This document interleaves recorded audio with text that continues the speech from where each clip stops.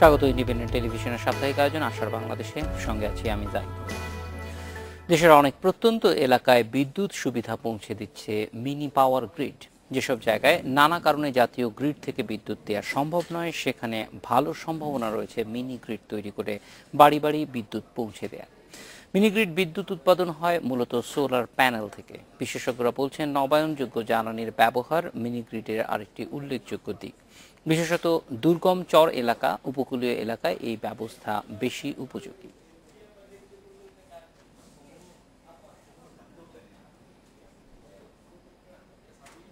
এ বিষয়ে আলোচনার জন্য স্টুডিওতে আছেন ইটকলের renewable energy unit head Farzana Rahman ও ইউনাইটেড ইন্টারন্যাশনাল ইউনিভার্সিটির সেন্টার ফর এনার্জি রিসার্চের পরিচালক শাহরিয়ার আহমেদ চৌধুরী।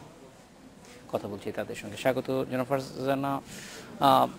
আপা, আপনার কাছ থেকে রিনিউয়েবল এনার্জি সম্পর্কেই জানতে চাই। বাংলাদেশে অবশ্যই গত কয়েকদিন যেই পরিস্থিতি, তাতে অনেক উৎপাদন সক্ষমতা থাকা সত্ত্বেও আমরা বিদ্যুৎ পাচ্ছি না বলে নানান রকমের কথা আছে, কিন্তু একই সঙ্গে আমাদের দেশে ভবিষ্যতে বিদ্যুতের নানান উৎসের যে বহু মাত্রিক উৎস খোঁজা হচ্ছে, তার মধ্যে রিনিউয়েবল এনার্জি, নবায়নযোগ্য বিদ্যুৎ সেটা একটা বড় সম্ভাবনার খাত। যদিও এখনো পর্যন্ত খুব বেশি ভিজিবল না, কিন্তু ইতিমধ্যেই কাজ শুরু হয়েছে। প্রথমেই জানতে চাই যে কোথায় কোথায় কি কাজ করছেন আপনারা? ধন্যবাদ। বাংলাদেশে রিনিউয়েবল এনার্জি নিয়ে ইটকল বহু বছর ধরে কাজ করে আসছে। তো এখন ইটকলের পাশাপাশি প্রাইভেট সেক্টর এবং সরকারের পক্ষ থেকেও এখন নানান ধরনের উদ্যোগ, পরিকল্পনা, ভবিষ্যৎ পরিকল্পনা হচ্ছে। যদি ওভারঅল এমনি রিনিউয়েবল এনার্জির কথা বলতে চাই, তাহলে আমাদের ভৌগোলিকভাবে বাংলাদেশ আসলে সৌরশক্তি মাধ্যমে রিনিউয়েবল এনার্জি হারনেস করার ব্যাপারে খুবই অ্যাডভান্টেজিয়াস অবস্থায় রয়েছে। এবং আমরা এই ব্যাপারে সারা বিশ্বে অফগ্রিড এরিয়াতে সোলার শক্তির মাধ্যমে ঘরে ঘরে বিদ্যুৎ পৌঁছে দেওয়ার যে ব্যাপারটা, এই ব্যাপারে বাংলাদেশ এগিয়ে রয়েছে। আসলে বলা চলে যে আমরা এই ব্যাপারে খুবই অগ্রগণ্য ভূমিকা পালন করছি। এখন সারা বিশ্বেই আমরা এই ব্যাপারে উদাহরণ হিসেবে নিজেদের দৃষ্টান্ত উপস্থাপন করতে পেরেছি। তো এখন এর পাশাপাশিও একটু বলে রাখা ভালো যে আমাদের সোলার হোম সিস্টেম প্রোগ্রাম, যার মাধ্যমে আমরা প্রত্যন্ত অঞ্চলে ঘরে ঘরে বিদ্যুৎ পৌঁছে দিতে পেরেছি। তো এরকম সিস্টেম প্রায় সারা বাংলাদেশে 40 লক্ষেরও বেশি এই মুহূর্তে কাজ করছে। এছাড়াও এখন সরকারের পক্ষ থেকেও এটাকে আরও বড়ভাবে গ্রিডের মাধ্যমে কিভাবে পৌঁছে দেওয়া যেতে পারে সারা বিশ্বে, এটা নিয়েও নানান ধরনের কাজ চলছে এবং গভর্নমেন্ট বিভিন্ন প্রোগ্রাম ওই ব্যাপারে নিয়েছে। এছাড়াও রুফটপ নিয়েও অনেক পরিকল্পনা চলছে। এ ব্যাপারে অর্থায়নের ব্যাপারে আমরাও কাজ শুরু করেছি। আপা, এখানে একটু জানতে চাই যে ইটকল সম্পর্কে সাধারণভাবে আমাদের ধারণা খুব যথেষ্ট না, এবং আমরা মনে করি যে দর্শকরাও যদি উপকৃত হবেন যদি ইটকলটা সম্পর্কে একটু ধারণা দেন, যে সরকারি একটা প্রতিষ্ঠান, তারা রিনিউয়েবল এনার্জির ক্ষেত্রে কি কি কাজ করছে। জি, ইটকল আসলে একটি সরকারি মালিকানাধীন প্রতিষ্ঠান। আমাদের প্রতিষ্ঠা করেন বাংলাদেশ গভর্নমেন্ট 1997 সালে, এবং এই প্রতিষ্ঠার পিছনে আসলে যে উদ্দেশ্য ছিল সেটা ছিল যে অবকাঠামোগত এবং জ্বালানি খাত সংলগ্ন যে প্রকল্পগুলো, সেই প্রকল্পগুলোতে বেসরকারি মাধ্যমে কিভাবে এগিয়ে নেওয়া যায়, তাদের পার্টিসিপেশনটাকে এনকারেজ করা, সেটাই ছিল মূল লক্ষ্য। তো ঘটনাক্রমে আমরা এই রিনিউয়েবল এনার্জি প্রোগ্রামের সাথে জড়িয়ে পড়ি এবং এখন পর্যন্ত বাংলাদেশে আমরা বলবো যে পায়োনিয়ারের ভূমিকা পালন করেছি, যে রিনিউয়েবল এনার্জি টেকনোলজি প্রমোট করা এবং ফাইন্যান্সিয়াল ব্যারিয়ার, যেটা নাকি রিনিউয়েবল এনার্জি টেকনোলজি প্রমোট করার ব্যাপারে একটা বড় ধরনের বাধা তৈরি করে, সেটাও আমাদের বিভিন্ন সুইটেবল ফাইন্যান্সিং প্যাকেজের মাধ্যমে আমরা সেই বাধা। ফাইন্যান্সিং প্যাকেজটা সম্পর্কে আমি আরেকটু বিস্তারিত জানবো। তার আগে প্রফেসর শাহরিয়ারের কাছ থেকে একটু টেকনিক্যালি কি কি কাজ হচ্ছে, মিনি পাওয়ার গ্রিডটা আসলে কিভাবে কাজ করছে, বাংলাদেশে কোথায় কোথায় আপনারা এটা স্থাপন করছেন, এবং এখন কতগুলি প্রকল্প, অনেকগুলি বিষয় আসলে জানার আছে। মিনি পাওয়ার গ্রিডটা সম্পর্কেই একটু যদি বলেন যে কিভাবে কাজ করে, কতটুকু এলাকার জন্য একটা পাওয়ার গ্রিড তৈরি করেন আপনারা।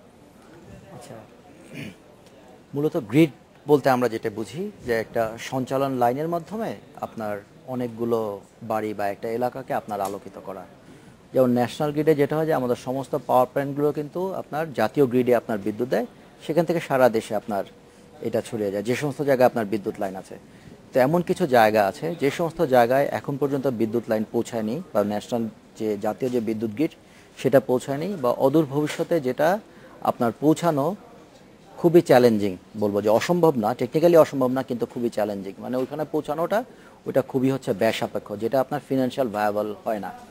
তো সেই সমস্ত জায়গায় যেমন ধরেন বাংলাদেশ যেহেতু নদীমাতৃক দেশ, বাংলাদেশে প্রচুর আপনার চর এলাকা আছে, প্রচুর দ্বীপ অঞ্চল আছে, সেই সমস্ত দ্বীপগুলোতে আপনি ধরেন যদি কুতুবদিয়ার কথা বলি, অথবা আপনার মনপুরা চর, কুকরি মুকরি, তারপরে রাঙাবালি, এরপরে ধরেন মেঘনা নদীর, যমুনা নদী, পদ্মা নদীর বুকে অনেকগুলো চর আছে যেখানে আপনার, এবং ওখানকার যে যতগুলো বাড়িঘর আছে, ধরেন 1-1.5 হাজার আপনার বাড়িঘর আছে, কিছু ভিলেজ মার্কেট আছে যেগুলোতে আপনার বিদ্যুৎ দরকার কিন্তু বিদ্যুৎ যেতে পারছে না। তো সেই সমস্ত জায়গায় আমরা কি করি, সোলার মিনি গ্রিড আমরা তৈরি করি, এবং যেহেতু সৌর বিদ্যুৎটা হচ্ছে আপনার দিনের বেলা আলো দেয়, সূর্য রশ্মিটা আমরা পাই দিনের বেলা, কিন্তু দেখা যাচ্ছে যে আমাদের বিদ্যুৎ কিন্তু আমাদের সন্ধ্যার পরেও দরকার হয়, রাতেও দরকার হয়। তখন কি হয়, এটাকে আপনার স্টোর করার জন্য আমরা ব্যাটারিটা ইউজ করি, আবার অনেক দিন দেখা যায় যে আপনার ধরেন টানা কয়েকদিন বৃষ্টি হচ্ছে অথবা আপনার কুয়াশা থাকতেছে, তখন কি আপনার সৌরশক্তিটা পাওয়া যায় না। এই জন্য আমরা কি করি, একটা ব্যাকআপ জেনারেটর হিসেবে রাখি। কিন্তু আমাদের মিনিগ্রিডগুলো আমরা যখন ডিজাইন করি তখন আমরা চাই যে ডিজেলটা যত কম ব্যবহার করা যায়, ঠিক আছে। এইরকম করে আমরা ধরেন সেন্ট্রালি একটা আমরা মিনিগ্রিড করি, যেখানে আপনার ইটকলের অর্থায়নে আমরা যে মিনিগ্রিডগুলো করছি এগুলো মূলত 100 থেকে 250 কিলোওয়াট পর্যন্ত আমরা এখন পর্যন্ত করেছি। খুব রিসেন্টলি আমরা 450 কিলোওয়াটের একটা মিনিগ্রিড করছি হাতিয়াতে। তো সেগুলো দিয়ে আমরা ধরেন সেখান থেকে আপনার যে জায়গায় আমরা মিনিগ্রিডটা বসাচ্ছি সেখান থেকে প্রায় 2 থেকে 2.5 কিলোমিটার পর্যন্ত আমরা সঞ্চালন লাইন তৈরি করে আপনার 1 থেকে 1.5 হাজার বাড়ি ঘরে আমরা বিদ্যুৎ দিতে পারি। সঞ্চালন লাইনটা তৈরি করছেন কারা? ওই যেই কোম্পানি প্রতিষ্ঠা করছেন তারাই তারাই তৈরি করছেন, এবং এটার জন্য ইপিসি কন্ট্রাক্টর আছেন যারা এই বিষয়ে আপনার অভিজ্ঞতা অর্জন করেছেন, বা যাদের আগে আপনার আরইবি বা পিডিবিতে কাজ করার অভিজ্ঞতা আছে, তো তারা আপনার এই লাইনগুলা, সঞ্চালন লাইনগুলো তৈরি করে। এবং আমরা যখন ধরেন এই ইটকলের এই প্রোগ্রামটার সাথে আমি অনেক আগে থেকে যুক্ত, এবং ইটকলের প্রায় সবগুলো মিনিগ্রিডই, একটা ছাড়া প্রায় সবগুলো মিনিগ্রিডে আমার হাত বা আমার ডিজাইন করা। তো আমরা যেহেতু আমি আগে পিডিবিতে ছিলাম, প্ল্যানিং অ্যান্ড ডিজাইনার, সো আমাদের যে ডিস্ট্রিবিউশন প্ল্যানিং যেটা, বা আমাদের যে স্ট্যান্ডার্ড, ওই স্ট্যান্ডার্ডটা আমরা মেনটেন করেই করি যে সঞ্চালন লাইনগুলা। এবং এই স্ট্যান্ডার্ডটা মেনটেন করার পিছনে যে আমাদের যে এটার কারণটা হচ্ছে যে সমস্ত এলাকাগুলো এখন অফ গ্রিড আছে, তার মানে এখানে এখন বিদ্যুৎ যাবে না, কিন্তু ভবিষ্যতে তো ন্যাশনাল গ্রিড ওখানে যেতে পারে। যদি ন্যাশনাল গ্রিড ওখানে চলে যায় তাহলে যেন আমরা যে সঞ্চালন লাইনগুলো তৈরি করছি সেই সঞ্চালন লাইনগুলো যেন আমরা ব্যবহার করতে পারি। তার মানে আমাদের যে ইনভেস্টমেন্টটা হচ্ছে সেই ইনভেস্টমেন্টটা যেন আপনার নষ্ট হয়ে না যায়। তো এই জন্য, এবং আমরা চেষ্টা করি যে এই মিনিগ্রিডগুলো সম্পূর্ণভাবে ইন্টারন্যাশনাল এবং যে ন্যাশনাল যে স্ট্যান্ডার্ড আমাদের আছে সেই স্ট্যান্ডার্ডগুলো মেনটেন করে করতে। তো আগে যেমন আমরা মিনিগ্রিডগুলো করতাম যে একদম রুরাল অফ গ্রিড এলাকায়, যে মিনিগ্রিডগুলো আমরা ইন্ডিপেন্ডেন্টলি আমরা ডিজাইন করতাম, দিয়ে করে প্রথম দিককারগুলা যে আপনার ওখানে জাতীয় বিদ্যুৎ গ্রিড যাবে কিনা এটা আমরা তেমন কনসিডার করতাম না। কিন্তু যেহেতু আপনি জানেন যে সরকার আপনার একটা সিদ্ধান্ত নিয়েছে যে 2021 সালের মধ্যে সবার কাছে বিদ্যুৎ পৌঁছাবে, এবং আমাদের অনেকগুলো মিনিগ্রিড এলাকা, আমরা যেমন সন্দ্বীপের কথাই বলি, যে সন্দ্বীপে যে বাংলাদেশের প্রথম মিনিগ্রিডটা যেটা স্থাপিত হয়েছিল তখন কিন্তু ওখানে গ্রিড যাওয়ার অলমোস্ট কোনো সম্ভাবনা ছিল না, কিন্তু এখন শোনা যাচ্ছে যে ওখানে গ্রিড যাবে। তখন গ্রিড যদি চলে যায় তাহলে এক্সিস্টিং যে মিনি গ্রিডটা আছে ওখানে তো একটা ইনভেস্টমেন্ট আছে বিশাল, তাহলে সেইটার কি হবে। তো এটার কথা চিন্তা করে যে পরের আমাদের যে মিনি গ্রিডগুলো রিসেন্টলি আমরা ডিজাইন করছি, যে আমরা এই মিনি গ্রিডগুলো সম্পূর্ণভাবে গ্রিড রেডি করে, আমরা বলছি যে গ্রিড রেডি মিনি গ্রিড। তার মানে এই মিনি গ্রিডগুলো আমরা ডিজাইন করছি, এগুলা গ্রিড আসলে তার সাথে ইজিলি আমরা সিনক্রোনাইজ করে দিতে পারবো। হ্যাঁ, তার মানে ওই মিনি গ্রিড থেকে যে পাওয়ারটা তৈরি হবে, ইচ্ছা করলে আমরা সেই পাওয়ারটা কী করবো, আপনার ন্যাশনাল গ্রিডে দিয়ে দিব। এবং আপনি যদি দেখেন যে ওয়ার্ল্ড ওয়াইড আগে যেটা ছিল, একটা সময় ছিল যে আপনার জেনারেশনটা হতো সেন্ট্রালাইজ, বড় বড় পাওয়ার প্ল্যান্ট হতো সেন্ট্রালি, সেখান থেকে আপনার ট্রান্সমিশন বা ডিস্ট্রিবিউশন লাইনের মাধ্যমে অন্য জায়গায় ছড়াতো। কিন্তু এই কনসেপ্টটা কিন্তু ওয়ার্ল্ড ওয়াইড এখন চেঞ্জ হয়ে যাচ্ছে, এখন কিন্তু ডিসেন্ট্রালাইজড এবং স্মল জেনারেশন চলে আসতেছে। আপনি ডেভেলপ ওয়ার্ল্ডগুলোতে যদি আপনি দেখেন তাহলে দেখবেন যে আপনার মানুষের বাড়িঘরের ছাদে কিন্তু ছোট ছোট সোলার সিস্টেম বসতেছে, ধরেন 5 কিলোওয়াট 10 কিলোওয়াট করে, এবং সেগুলো কিন্তু আপনার ন্যাশনাল গ্রিডে আপনার পাওয়ার কন্ট্রিবিউট করছে, এবং এটার পরিমাণটা কিন্তু পৃথিবীব্যাপী বাড়ছে। আপনাকে যদি আমি ডেটা দেই তাহলে দেখা যাবে ধরেন গত বছর মানে গত বছর তো না, 2015 আমরা যারা রিনিউয়েবল এনার্জি নিয়ে কাজ করি, আমরা বলি যে 2015টা আমাদের রিনিউয়েবল এনার্জির জন্য একটা সিগনিফিক্যান্ট বছর। কারণ কি?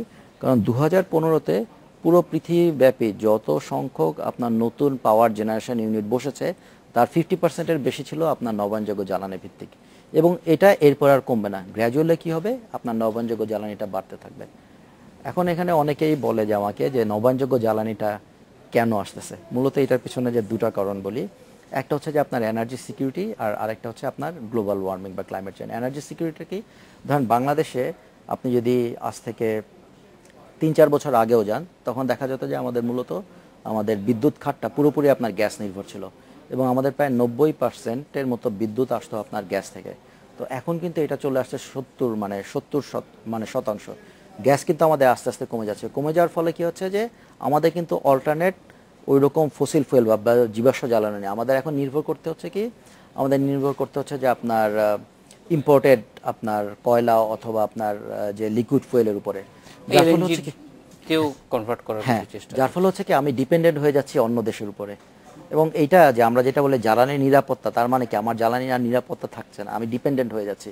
কিন্তু আপনি নবায়নযোগ্য জ্বালানির একবার ক্যাপাসিটি যদি আপনি ডেভেলপ করেন, তাহলে যতদিন পর্যন্ত আপনার পৃথিবী থাকবে, নবায়নযোগ্য জ্বালানির সোর্সগুলো বা রিসোর্সগুলো কিন্তু কখনো শেষ হয়ে যাবে না। অবশ্যই মূল যেই বিষয়টা সেটা হচ্ছে যে কাঁচামালের উপর আমার নির্ভরশীলতা অনেক ইন্ডিপেন্ডেন্ট হয়ে যায়, ফলে এনার্জি ইন্ডিপেন্ডেন্সের যে কথাটা বলা হচ্ছে সেইটাতেও অনেকখানি এগিয়ে চলে আসছে। আমরা একটা বিরতির পর ফিরে আসবো। ফারজানা, আপনার কাছ থেকে জানতে চাইবো যে এই যে একটা ধারণা আছে যে রিনিউয়েবল এনার্জি অনেক বেশি কস্টলি, এটা একটা ধারণাই, এবং সত্যিই সেটা কতটুকু কস্টলি, ইনভেস্টমেন্ট ওয়াইজ এটা আপনাদের অ্যাপ্রোচটা কি থাকে, কোন অ্যাপ্রোচে যান, সেগুলি নিয়ে আমরা একটু জানতে চাইব।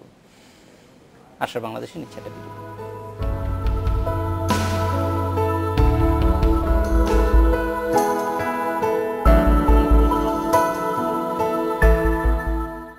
বিরতির পর ফিরে এলাম আশার বাংলাদেশে।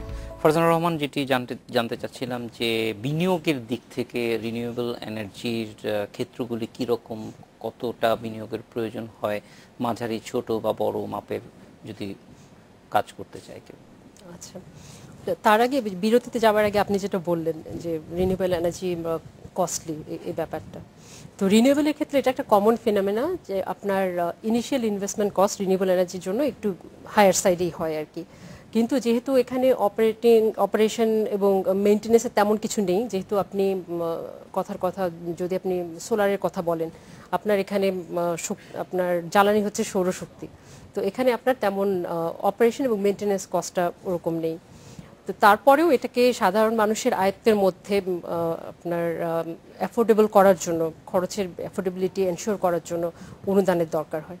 তো আমাদের ইটকল থেকে আমরা যখন এক একটা প্রোগ্রাম করি বা এক একটা প্রজেক্ট করি, তো তখন আমরা চেষ্টা করি ফাইন্যান্সিং প্যাকেজটা এমনভাবে ডিজাইন করতে যাতে এটা একদিকে আপনার স্পন্সরের জন্য অ্যাট্রাকটিভ হয় বিনিয়োগের জন্য, আরেকটা দিক হচ্ছে যাতে এন্ড বেনিফিশিয়ারি লেভেলে যাতে এটা অ্যাফোর্ডেবল হয়। তো এই দুটো জিনিস আর কি আমরা মাথায় রেখে আমাদের ফাইন্যান্সিং প্যাকেজটা ডিজাইন করে থাকি।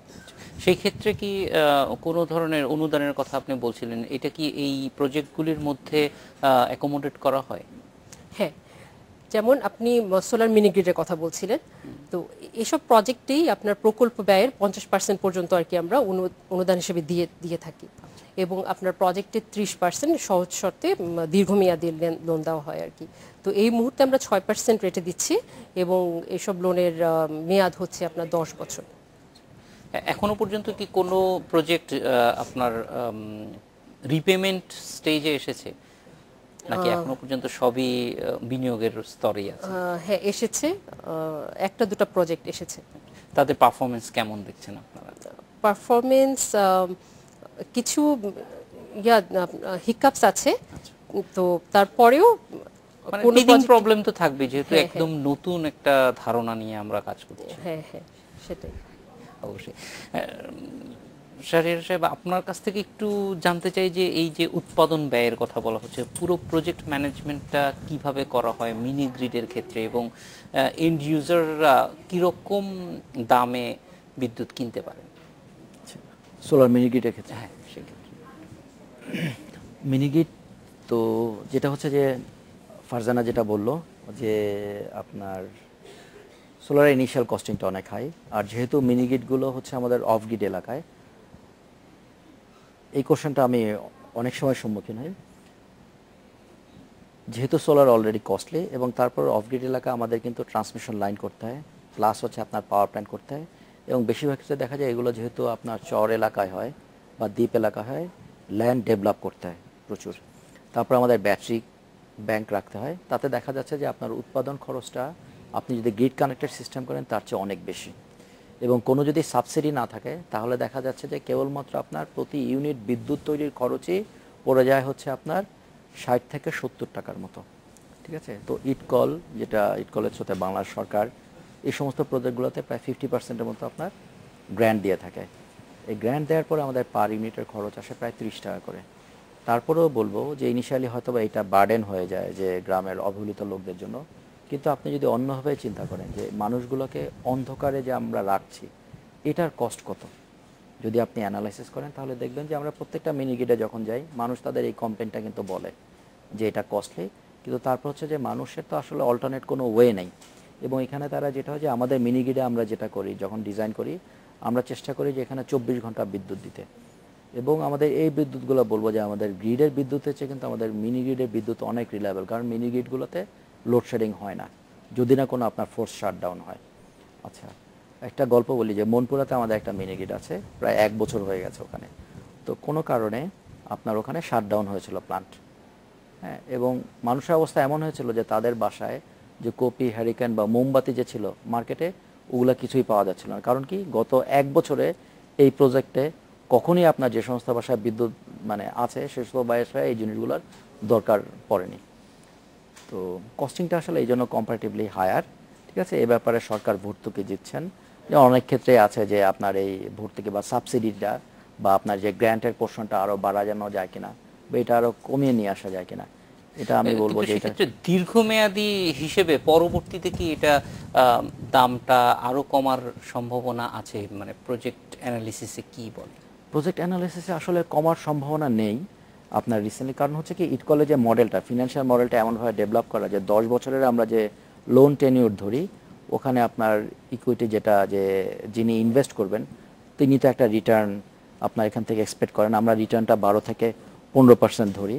তারপরে ধরেন আপনার ইটকলের লোনটা শোধ করবে এবং আমাদের যে এনার্জির জেনারেশন হবে ওখান থেকে সেই জেনারেশন কস্টগুলোও কিন্তু আমরা আপনার আপফ্রন্ট যে আমরা ইনিশিয়ালি আপনার ক্যালকুলেট করতে পারি, যার ফলে হচ্ছে যতদিন পর্যন্ত লোন পেমেন্ট না হবে ততদিন পর্যন্ত আসলে এটা কমার সম্ভাবনা নেই।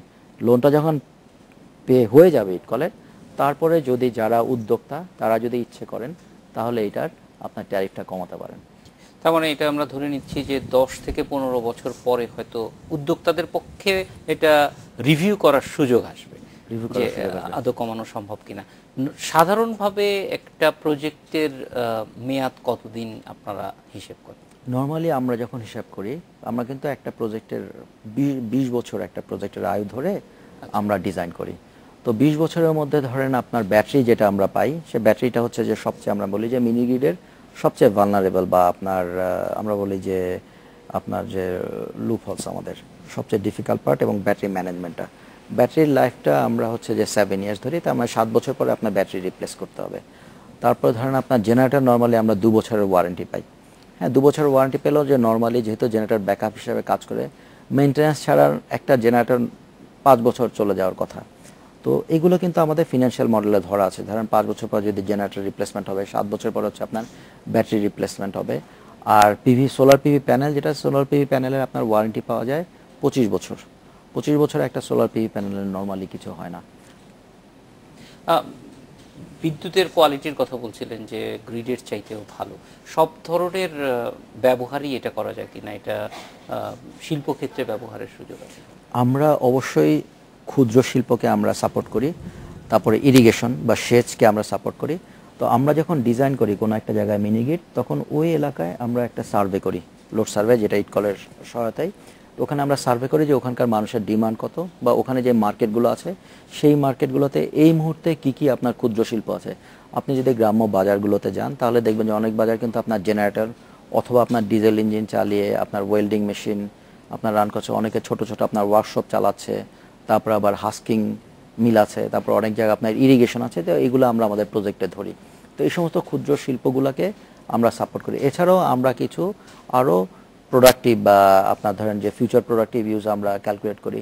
যেমন মনপুরা মিনি গ্রিডে আমরা ধরেছিলাম যে ওটা যেহেতু সাগরের কাছে এলাকায় এবং ওই জায়গায় মানুষের ডিমান্ড ছিল যে আপনার বরফ কলের, যে ওখানে তারা মাছ ধরে কিন্তু মাছ প্রিজার্ভ করতে পারে না। তো অনেক সময় আমরা কি করি, আমাদের মিনিগুলোকে এরকম প্রসপেক্টিভ লোড আমরা ধরি যেটা এক্সিস্টিং নাই কিন্তু তারপরে ফিউচারে আসতে পারে। যেমন আপনার মনপুরার প্রজেক্টটার কথাই বলছি, যে মনপুরার প্রজেক্টটা যখন আমরা করি আমরা একটা লোড বলবো যে যেমন ইজি বাইক, ব্যাটারি চালিত আপনার যে যে রিক্সাগুলো বা ভ্যানগুলো আছে এগুলো আমাদের ক্যালকুলেশনে একেবারেই ছিল না, কিন্তু ওই জায়গায় মিনিগিট হওয়ার পরে যখন বিদ্যুৎ যায় এখন প্রায় 100টার মতো আপনার ইজি বাইক ওখানে চার্জ হয়। তো এইগুলো ধরে আমরা মানে লোডটা আমরা ক্যালকুলেট করি। এখন হয় কি ইনিশিয়ালি আপনি জানবেন যে যে কোনো এটা পাওয়ার সিস্টেম বলেন, যে ডেভেলপিং নেশন বলেন বা ডেভেলপিং আপনার সোসাইটি বা কোনো এলাকায় বলেন, এটা খুব স্বাভাবিক হবে। আপনার যখন প্রথম বিদ্যুৎ যায় প্রথমে কি করে মানুষ তার বেসিক নিডগুলো ফুলফিল করার জন্য আপনার অ্যাপ্লায়েন্সগুলো নেয়। মনে করেন হয়তো আপনার লাইট নিল, তারপরে ফ্যান নিল, এরপরে মানুষ দেখা যাচ্ছে টিভি নিচ্ছে, ফ্রিজ নিচ্ছে। এরপরে রিসেন্টলি আমরা যেমন আমাদের নরসিংদীতে একটা মিনি গ্রিড আছে, ওখানে এক বাড়িতে আপনার মিনি গ্রিড থেকে আপনার এসি চালাতে যাচ্ছে। তারপরে আমরা দেখলাম যে মার্কেট, যে ভিলেজ মার্কেটগুলোর কথা চিন্তা করি, যে আমরা ওই সমস্ত জায়গায় আমরা রিসেন্টলি দেখছি যে আপনার কম্পিউটার সেন্টার হচ্ছে, আপনার ডিশ অ্যান্টেনা আপনার বিজনেস হচ্ছে। বোঝা যাচ্ছে যে অনেক বৈচিত্র্যময় ব্যবহারের দিকে এটি যাচ্ছে, এবং যেহেতু আমরা প্রথম দিকে আছি আরও নানান রকম বৈচিত্র্য নিশ্চয়ই দেখা যাবে। একটা বিরতি যাব, ফিরে এসে জানতে চাইবো যে মানে কোথায় আগে পৌঁছাতে চাচ্ছেন আপনারা। অবশ্যই যেখানে গ্রিড নেই সেখানে আপনাদের টার্গেট এরিয়া হিসেবে দেখছেন, সেই ক্ষেত্রে বাংলাদেশে এখন কোন কোন এলাকায় কাজ করছি এবং কোথায় কোথায় সামনে আরও নতুন প্রজেক্ট আসছে সেগুলি নিয়ে জানতে চাইবো একটা বিরতির পর। আশা বাংলাদেশে নিচ্ছে আরও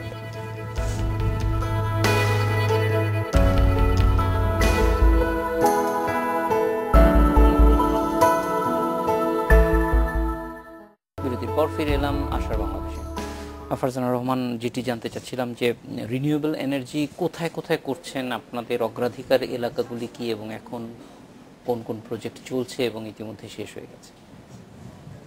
এমনিতে সোলার হোম সিস্টেমের কথা বলতে গেলে সারা বাংলাদেশেই আমাদের এই প্রোগ্রামটা কাজ করছে এবং সারা দেশেই সোলার হোম সিস্টেম কোথাও না কোথাও রয়েছে। সোলার হোম সিস্টেমটা কি আপনারা সরাসরি করেন নাকি আপনাদের পার্টনার অর্গানাইজেশন আছে? পার্টনার অর্গানাইজেশনদের মাধ্যমে এটা আমরা করি। এ ধরনের বেশ কিছু অর্গানাইজেশন আছে, আপনার প্রায় 50টার মতো, তো তাদের থ্রুতে আর কি আমরা সারা বাংলাদেশে এই সুবিধা পৌঁছে দিচ্ছি। অর্থাৎ কেউ এটা যদি করতে চায় নিজের ক্ষেত্রে, তাহলে তারা আপনাদের পার্টনার অর্গানাইজেশনের সঙ্গে যোগাযোগ করবে নাকি ইটকলে সরাসরি যোগাযোগ করবে? তারা ইটকলকেও যোগাযোগ করতে পারে, পার্টনার অর্গানাইজেশনসকেও যোগাযোগ করতে পারে, কিন্তু যেহেতু পার্টনার অর্গানাইজেশনসদের সারা বাংলাদেশে প্রেজেন্সটা ভালো, তো পার্টনার অর্গানাইজেশনসদের সরাসরি যোগাযোগ করাটা আর কি বেশি সুইটেবল। আর সোলার মিনিগ্রিডের কথা যদি বলতে চাই, সোলার মিনিগ্রিডগুলোর ব্যাপারটা হচ্ছে এরকম যে আপনি যখন প্রকল্প স্থান নির্বাচন করবেন, আপনাকে এটা এমন এরিয়াতে করতে হবে যেখানে নিকট ভবিষ্যতে ইলেকট্রিসিটি যাবে না।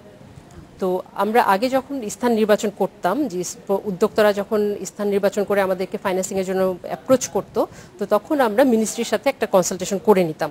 ওদেরকে আমরা ইন রাইটিং লিখতাম যে আমরা এরকম একটা প্রপোজাল পেয়েছি, তো এই এরিয়াতে গভর্নমেন্টের গ্রিড এক্সটেনশনের পরিকল্পনা রয়েছে কিনা। গভর্নমেন্ট যখন তার নো অবজেকশন দিত তখনই আমি ওই প্রকল্প নিয়ে প্রসিড করতাম। তো recently rural electrification board REB আমাদের সাথে একটা লিস্ট শেয়ার করেছে, তো যেখানে কোন কোন এরিয়াতে ওদের গ্রিড এক্সটেনশনের প্ল্যান নেই সেটা আমাদেরকে জানিয়েছে। তো এখন যখন প্রকল্প উদ্যোক্তারা আমাদেরকে অ্যাপ্রোচ করে, তো তখন আমরা ওই লিস্টের সাথে মিলিয়ে দেখি যে আসলেই ওখানে মিনিগ্রিড করাটা ভায়াবল হবে কিনা। এছাড়াও আর কি আমরা সাইড বাই সাইড মিনিস্ট্রিকে বা স্রেডাকে আমরা লিখি কনফার্ম হওয়ার জন্য। আর এ পর্যন্ত আর কি আমরা প্রায় 25টার মতো সোলার মিনিগ্রিড আমরা অ্যাপ্রুভাল দিয়েছি। তো এর মধ্যে 10টা অপারেশন এই মুহূর্তে আছে এবং আরও 15টা আন্ডার কনস্ট্রাকশন, যেগুলো নাকি হয়তো ডিসেম্বরের মধ্যে অপারেশন একে একে চলে আসবে। এগুলির আমি আগেও একটু জানতে চেয়েছিলাম যে মিনি গ্রিডগুলি কেমন কাজ করছে, এগুলির সম্ভাবনা কতটুকু দেখছেন, কারণ যেহেতু এই এলাকাগুলি বলা যায় একরকম সিদ্ধান্ত হয়ে গেছে যে এখানে ন্যাশনাল গ্রিড আপাতত হয়তো আগামী মানে নিকট ভবিষ্যতে যাবে না, ফলে এটা আমাদের বিকল্প বিদ্যুতায়নের দিকেই ঝোঁক দিতে হবে বা জোর দিতে হবে, সেক্ষেত্রে এই এলাকাগুলি চিহ্নিত করে সেখানে এটাকে আরও বেশি শক্তিশালী করা, সেটা সে পারফরমেন্সের উপরেই নির্ভর করবে। সেখানে আপনারা কতটুকু আশার আলো দেখছেন? শাহরিয়ার ভাই যেমন ওনার বক্তব্যের মাধ্যমে বললেন এবং সেখান থেকে অনেকটা পরিষ্কার হয়েছে যে আসলে সোলার মিনি গ্রিড এই প্রত্যন্ত এরিয়ার বিদ্যুৎ সুবিধা পৌঁছে দেওয়ার ব্যাপারে কতটুকু অগ্রগণ্য ভূমিকা রাখবে, এবং তার প্রমাণ আমরা এক্সিস্টিং মিনি গ্রিড প্রজেক্টগুলো থেকেই দেখতে পাচ্ছি। যেমন উনি মনপুরা প্রজেক্টের কথা বললেন, মনপুরা প্রজেক্ট ওটার কথা যদি আমরা বলি, উনি যেটা বললেন যে এই প্রজেক্ট যখন অপারেশনে যায় সাবসিকুয়েন্টলি ওখানে ইজি বাইক ব্যাটারি চালিত যে ভেহিকেলগুলো আছে ওগুলা এখন প্রায় 50টার মতো ভেহিকেল, প্রায় 100-র মতো ভেহিকেল এই মুহূর্তে যাতায়াত করছে। এবং ওই এরিয়াতে just because of this vehicles এখন মহিলাদের মোবিলিটি বেড়ে গেছে।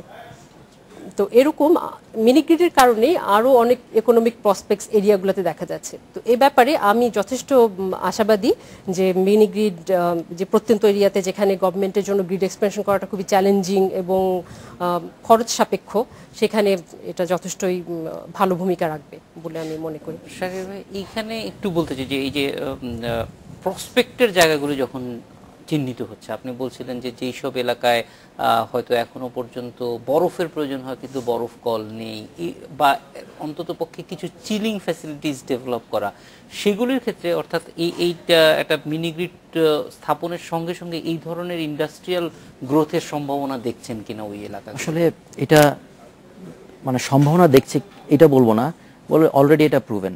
কারণ আমাদের মিনিগ্রিডগুলো, প্রথম মিনিগ্রিডটা হয়েছে যেটা সন্দ্বীপে 2010 সালে, প্রায় 7 বছর হয়ে গেল। এরপরে আরও 3টা মিনিগ্রিড প্রায় 2 বছরের বেশি হয়ে গেছে।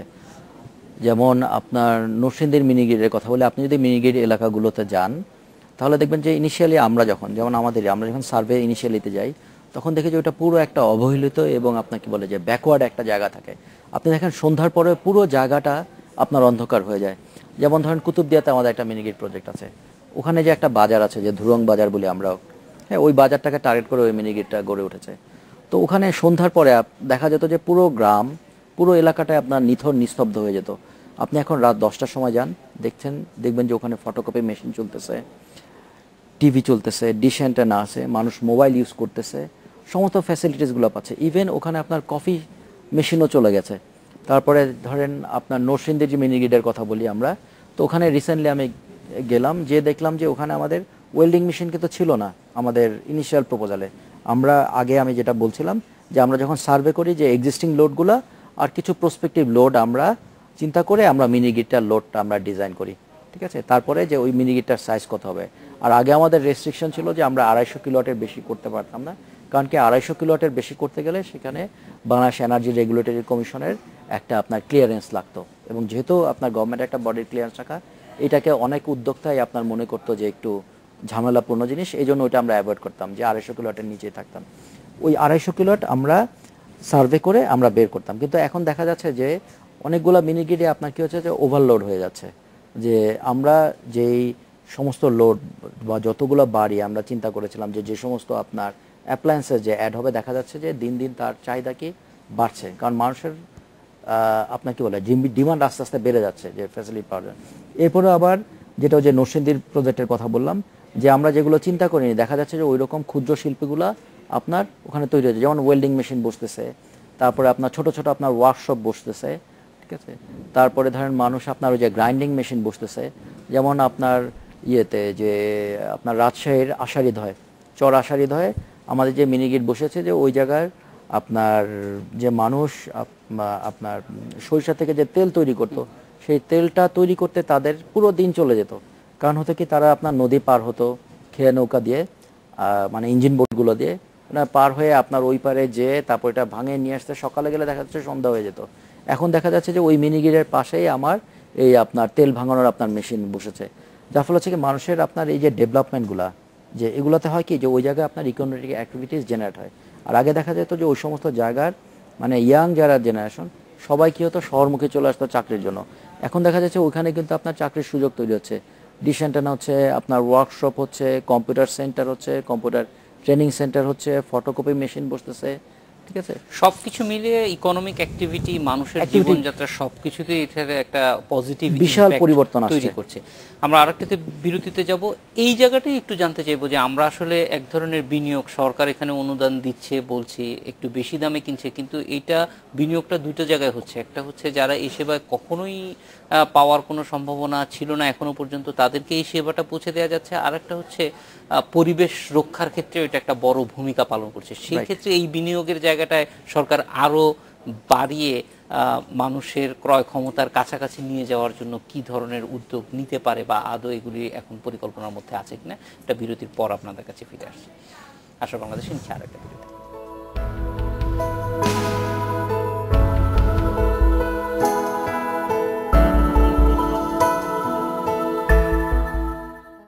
বিরতির পর ফিরে এলাম আশার বাংলাদেশে। ফারজানা রহমান, যেটি জানতে চাচ্ছিলাম যে সামনের দিকে কোন কোন উদ্যোগ নিলে এই বিদ্যুতের দাম, এনার্জি মানে রিনিউয়েবল এনার্জির বিদ্যুতের দাম আরও কমতে পারে, মানুষের নাগালের কাছাকাছি আসতে পারে। একটা হতে পারে সরকারের বিনিয়োগ বাড়ানো, অথবা হতে পারে যে টেকনোলজির ক্ষেত্রে আমরা যেটা সব ক্ষেত্রেই দেখি যে টেকনোলজির ফার্স্ট জেনারেশনে যেই দাম থাকে ধীরে ধীরে ধীরে ধীরে দাম অনেক কমতে থাকে।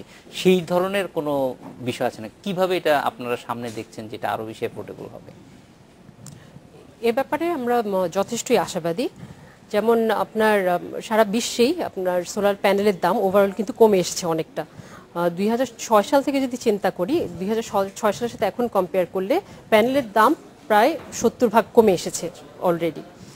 তো এটা আপনার এর কারণে সামনে যেটা হবে আপনার আমরা আরও অ্যাফোর্ডেবল করে বিদ্যুৎ সুবিধাটা মানুষকে পৌঁছাতে পারবো। যেমন আপনার যদি আমি রুফটপ প্রজেক্টের কথা বলি আর কি, রুফটপ প্রজেক্টের ক্ষেত্রে আপনি যদি সহজ শর্তে লোন দিয়ে, যেমন এখন আমরা এই ধরনের প্রজেক্টের জন্য 6% ইন্টারেস্ট রেটে লোন দেওয়ার কথা চিন্তা করছি, তো আপনি যদি 6% রেটের লোন দিয়ে যদি এই ধরনের প্রজেক্টগুলো আপনি ফাইন্যান্স করেন, তাহলে এখনই কিন্তু প্রায় আপনার গ্রিড ইলেকট্রিসিটির যে প্রাইসটা পড়ে সেটার কাছাকাছি প্রাইস পড়বে। এখন অ্যাজ পার দি মিনি গ্রিড প্রজেক্টস, তো মিনি গ্রিড প্রজেক্টগুলো আগে যেটা বলেছি যে এগুলা আপনার এন্ড বেনিফিশিয়ারি লেভেলে অ্যাফোর্ডেবল করার জন্য আমরা 50% পর্যন্ত অনুদান দিচ্ছি। এই 50% অনুদান দেওয়ার পরেই এটা প্রাইভেট সেক্টর যারা নাকি নিজেদের পকেটে টাকা খরচ করে এই ধরনের বিনিয়োগ করছে এবং রিমোট এরিয়াতে গিয়ে নানান ধরনের ইমপ্লিমেন্টেশন রিস্ক ফেস করে এই ধরনের প্রজেক্ট ইমপ্লিমেন্ট করছে, তাদের জন্য আপনার 14 থেকে 15%, 16%-এর মতো এরকম রিটার্ন থাকছে। এখন আপনি যদি এই রেটটাকে আরও কমাতে চান, 30 টাকা রেটটাকে যদি এন বেনিফিশিয়ারি লেভেলে আরও কমাতে চান, তাহলে আপনাকে আরও অনুদান বাড়াতে হবে। তো আপনি যদি এইসব প্রজেক্টে 100% পর্যন্ত যদি আপনি অনুদান দেন, তাহলেও আপনার মিনিমাম 10 টাকা পর্যন্ত চার্জ করতে হবে। তো এখন আপনার প্রাইভেট সেক্টরকে এটা অ্যাট্রাকটিভ রাখার জন্য এই মুহূর্তে 30 টাকা চার্জ করাটা প্রয়োজনীয়। তো এন বেনিফিশিয়ারি লেভেলে যদি এটা ফার্দার আরও কমাতে হয়, তো এখানে আর কি গভর্নমেন্টের হয়তো বা একটা ইন্টারভেনশন দরকার হতে পারে। গভর্নমেন্ট হয়তো চিন্তা করতে পারে যে আপনার গ্যাপ যে অ্যামাউন্টটা ভায়াবিলিটি গ্যাপ হিসাবে ওয়ান টাইম প্রথমেই দিয়ে, অথবা আপনার ইলেকট্রিসিটি প্রাইভেট সেক্টর অপারেটরদের কাছ থেকে কিনে নিয়ে এন বেনিফিশিয়ারি লেভেলে কম দামে দেওয়ার জন্য যে অনুদান সাপোর্টটা সেটা চিন্তা করতে পারে। শাহরিয়ার চৌধুরী, এই যে পুরো ব্যবস্থাটা, সেখানে যদি আমরা অনেক দূরে চোখ রাখি, 10 বছর 15 বছর পরের যেই পৃথিবী, সেখানে কিন্তু আমাদের গ্যাস অনেক কমে আসছে, হয়তো ওই সময়ে এত ব্যবহার করার মতো গ্যাস থাকবে না, তেলের দাম এখনকার মতো নাও থাকতে পারে, আরও বাড়তে পারে। ফলে আমরা যখনই দেখছি যে মানে প্রাথমিক উপাদান যেটা দিয়ে আমরা বিদ্যুৎ তৈরি করছি, এনার্জি তৈরি করছি, সেটার উপরে নির্ভরশীলতা বা সেটার কখন কি অবস্থা থাকে সেটার উপরে নির্ভর করছে দাম। ফলে এইটা আমরা কিন্তু ন্যাশনাল গ্রিডের সঙ্গে কম্পেয়ার না করে আমরা যদি ধরেন সাধারণ জেনারেটর থেকে তেল দিয়ে উৎপাদন করে যে বিদ্যুৎ, সেটার সঙ্গে কম্পেয়ার করি, কারণ রিমোট এলাকায় যেখানে আপনারা মিনি গ্রিড করছেন সেখানকার বিকল্প তো এটাই, সেইটার সঙ্গে কম্পেয়ার করলে আসলে দামের চিত্রটা কীরকম হয়? আপনাকে আমি একটা এক্সাম্পল দিই। যেহেতু আমরা ধরেন যে ইটকলের এই প্রজেক্টের সাথে একদম প্রথম দিক থেকে জড়িত, ইনভলভ, তো আপনি দেখবেন যে গ্রামের বাজার এলাকাগুলোর মধ্যে কিন্তু ছোট ছোট গ্রিড আছে। ওখানে দেখবেন যে একরকম ব্যবসায়ী যারা নিজেরা আপনার ডিজেল জেনারেটর দিয়ে আপনার কিন্তু বিদ্যুৎ দেয়, এবং তাতে দেখবেন যে একটা CFL বা একটা বাতির জন্য ওরা প্রতিদিন আপনার 20 টাকা করে নেয়। এবং আমরা ক্যালকুলেট করে দেখেছি 4 থেকে 5 ঘন্টা যদি ওরা সেই গ্রাম্য বাজারে দেয়, তাহলে ইউনিট প্রতি তাদের প্রায় 200 থেকে 250 টাকা কিন্তু পড়ে পার ইউনিট। অথচ সেখানে আমরা সোলারে যে বিদ্যুৎটা এটা কিন্তু আমরা দিচ্ছি কততে, আমরা দিচ্ছি হচ্ছে 30 টাকা ইউনিটে। কিন্তু যখন ওই জেনারেটর থাকছে মানুষ কিন্তু তখন ওটা ক্যালকুলেট করতেছে না, তখন সে ভাবছে যে সে 5 ঘন্টার জন্য 20 টাকা দিয়ে একটা লাইট জ্বালাতে পারছে, এটা কিন্তু তার কাছে অনেক অনেক বড় জিনিস। তো আমাদের মিনিগিটগুলো যখন যাচ্ছে তখন কিন্তু আমরা 30 টাকায় দিচ্ছি, এবং 30 টাকায় দেওয়ার পরে হ্যাঁ আমি অবশ্যই স্বীকার করি যে এটা মানুষের জন্য বার্ডেন। যেমন সবসময় আমি বলি যেটা যারা অবহেলিত আছে, যারা ডিপ্রাইভ, তাদের কাছ থেকে কিন্তু আমরা হায়ার ট্যারিফে বিদ্যুৎ দিচ্ছি। এবং এক্ষেত্রে অবশ্যই এটা হচ্ছে যে সরকার ইন্টারভেন করতে পারে, যেহেতু আমরা জানি যে আপনার কনভেনশনাল পাওয়ার প্ল্যান্টে বা গ্রিড বিদ্যুতে কিন্তু সরকার অনেক ভর্তুকি দেয়। এবং আপনি দেখবেন যে আইপিপি যেগুলো আছে, যে ইন্ডিপেন্ডেন্ট পাওয়ার প্রডিউসার যারা, তাদেরকে কিন্তু সরকার আপনার বিদ্যুৎ একটা দামে কিনে নিচ্ছে, তারপরেও যদি আপনার প্ল্যান্ট যদি অফ থাকে তাহলে কিন্তু আপনার একটা ক্যাপাসিটি চার্জ দিচ্ছে। তার মানে আপনার যদি কোনো বিদ্যুৎ যদি আপনি বিক্রি নাও করেন ন্যাশনাল গ্রিডে, তারপরে কিন্তু তারা একটা অ্যামাউন্ট পাবে। কিন্তু আমাদের যে মিনি গ্রিড অপারেটরগুলো আছে, আমরা যখন সিস্টেমটা ডিজাইন করি আমরা কিন্তু সারা বছরের আপনার জেনারেশন ধরে ডিজাইন করি। কিন্তু আপনি জানেন যে শীতকালে কিন্তু আমাদের দেশে আপনার ডিমান্ডটা কমে যায়, কারণ মানুষ হয় কি আপনার শীতে তো কুলিং ফ্যানটা আপনার ইউজ করে না, এবং আমাদের মিনি গ্রিডগুলো একটা বড় লোড হচ্ছে কুলিং ফ্যান। দেখা যাচ্ছে তখন আমাদের ডিমান্ড প্রায় অর্ধেকে নেমে আসে, এবং তখন আমাদের সোলার মিনি গ্রিডগুলো যে পাওয়ারটা জেনারেট করে, কারণ এখানকার এই মিনি গ্রিডগুলো কি আপনার প্রতিদিন যে পাওয়ারটা তৈরি হবে আমরা ডিজাইন করে এমনভাবে যে প্রতিদিন রাতের বেলা, দিনে এবং রাত মিলে কিন্তু। সেই ক্ষেত্রে কি সরকার যে ভর্তুকিটা এককালীন দিচ্ছে এর পাশাপাশি যারা ব্যবহারকারী তাদেরকেও ভর্তুকি দিলে পরে তাদের জন্য সুবিধা হয় কিনা? এটা একটা মেকানিজম ইজিলি করা যায়, যেমন অনেকগুলো মেকানিজম, যেটা ফারজানা বলল যে আপনার হচ্ছে যে অনুদানটা আরেকটু বাড়াতে পারে, তাহলে সেক্ষেত্রে কী হবে আপনার ট্যারিফটা কমে আসলো। যেমন আমরা ক্যালকুলেট করে দেখেছি যে আসলে যদি 100% গ্র্যান্ট দেওয়া হয়, কারণ প্লান্ট অপারেশন মেনটেন্যান্স এবং ওই জায়গায় আপনার কিছু টেকনিক্যাল লোক থাকতে হবে, যে প্লান্ট ম্যানেজার থাকতে হবে, যে স্যালারি দিয়ে দেখা যাচ্ছে 10 টাকার নিচে নামে না যদি আপনার 100%, সেক্ষেত্রে আমরা হয়তো বা 15 থেকে 20 টাকায় নামিয়ে নিয়ে আসতে পারি, যে অনুদানের পরিমাণটা যদি বাড়াই। অথবা আরেকটা করা যেতে পারে যেটা ফারজানা বলল, যে আপনার যে গ্যাপ ফান্ডটা, মনে করেন আপনার 10 টাকা হচ্ছে ন্যাশনাল গ্রিডের বিদ্যুৎ, আর আপনার মিনি গ্রিডে আমরা 20 টাকা করে দিচ্ছি বা 30 টাকা করে, তাহলে 20 টাকার যে গ্যাপটা রয়ে গেছে এই গ্যাপটা যদি সরকার থেকে দিয়ে দেওয়া হয় যারা মিনি গ্রিডগুলো অপারেট করছে, তাহলে হচ্ছে কি আপনার ওই প্রাইসটা। আমার মনে হয় জিনিসটা যেহেতু এখন একেবারেই প্রান্তিক জনগোষ্ঠীর কাছেই যাচ্ছে, ফলে সরকার আরো বেশি এই ব্যাপারে উদ্যোগী হবে কিভাবে তাদের বার্ডেনটা কমানো যায়। আশার বিষয় হচ্ছে যে এই জিনিসটি ছড়িয়ে যাচ্ছে এবং দ্রুতই এইটা আলোচনায় আসছে। আপনাদের দুজনকে অনেক ধন্যবাদ আমাদের সঙ্গে যোগ দেওয়ার জন্য। আপনাকেও ধন্যবাদ। এই ছিল আজকের আশার বাংলাদেশে। আমন্ত্রণ আমাদের পরের আগে।